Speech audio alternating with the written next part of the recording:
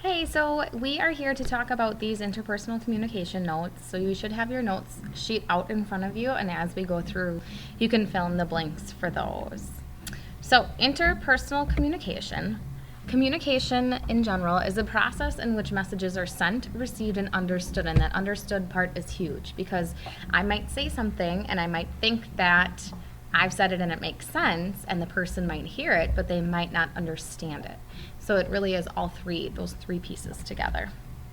There are a ton of different forms of communication. There is written, verbal, body language, could be online, Morse code, Braille, sign language. There's a ton of different ways that we communicate with other people.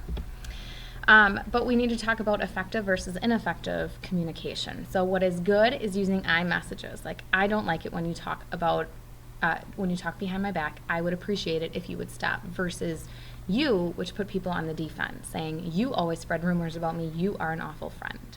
We want to try and avoid those. What also is effective is assertive body language versus aggressive body language, and aggressive body language being like getting in your face and in your space, pointing, things like that, that can make someone feel very much so on the defense right away. Also, active listening is great versus just hearing. You can hear something or you can actively listen and really show that person that you are understanding. And then using a positive tone of voice and not a raised voice, because that can convey oftentimes the wrong message, whether we know it or mean it to or not.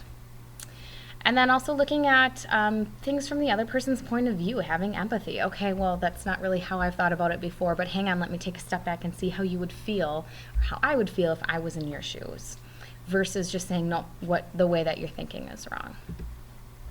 So when we look at interpersonal communication, we're looking at Standard 4, Health Education Standard 4, and it is making sure that we understand that effective communication enhances personal, family, and community health. So it is a form to enhance all of those things.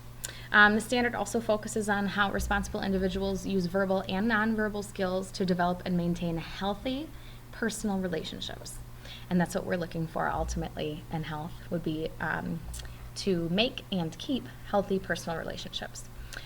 Interpersonal communication also considers the ability to organize and convey information and feelings as a basis for strengthening interpersonal interactions and reducing or avoiding conflicts. Obviously, the less conflict that we can have in our life, the better it's going to be, the happier we're going to be. So if we can effectively communicate, we can help lessen those conflicts. So lots of different things that we're going to use when we talk about message strategies, like clear, organized ideas or beliefs, the use of iMessages, tone, and body language. So clear, organized ideas mean that you might need advanced planning to come up with those, especially if you're emotional, if you're really upset about something. And if there are too many thoughts, you'll lose the listener, and the ideas would be told in a sequential order. So making sure that your ideas are clear. Sometimes this means a rough draft. Making sure that everything makes sense and everything is in sequence. Using iMessages. iMessages are huge. I'm sure you guys have heard of iMessages before, but they're used with the intent to be assertive without putting the listener on the defense. Once someone is feeling defensive, they tend to not hear what you're saying.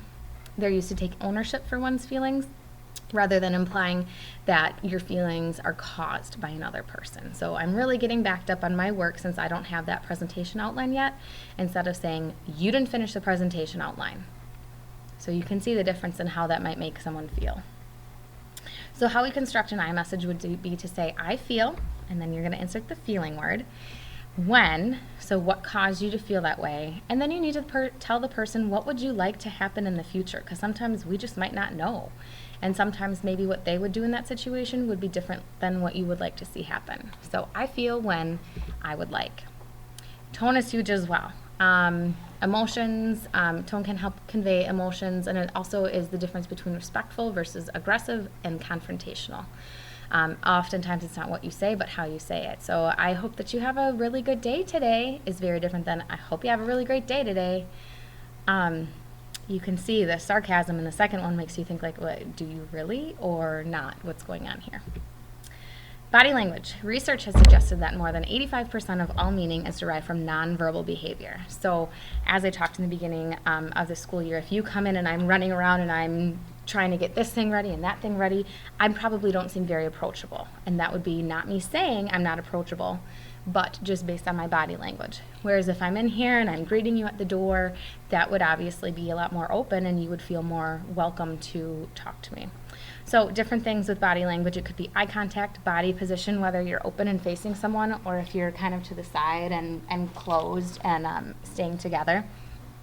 Or just your appearance. Is it relaxed or how is your appearance? Several barriers to communication that we can face. There's external, which means outside of ourselves. So environmental distractions, which would be sound, or visual distractions, which would be sight. So for example, an external barrier of environmental distraction might be in the middle of class, an announcement coming on.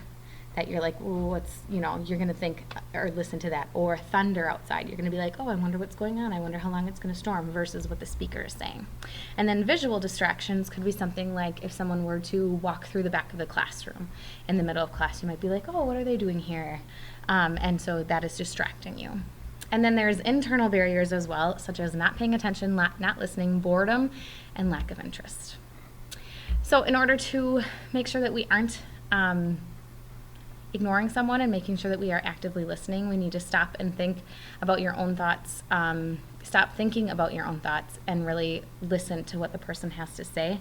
We'll use some different techniques to help us focus, like clarifying, acknowledging, summarizing, and framing.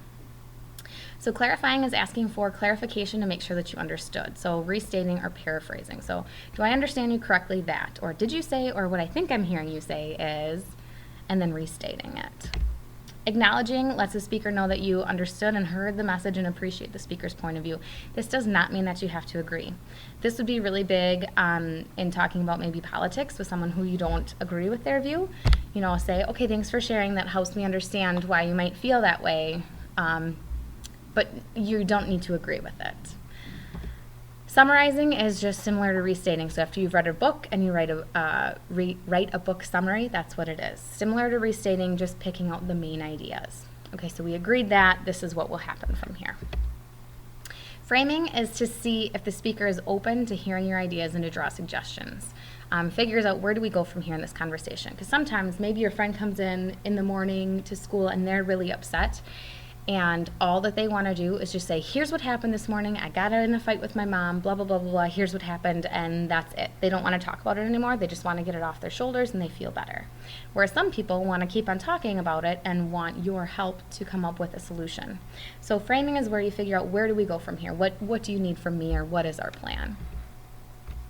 When we come to class next time, we're going to start with a skills check. So I would make sure that your notes are complete. If you've missed anything, you can go back and rewind. Otherwise, take a look over your notes and we'll be ready to go for class next time. See you later.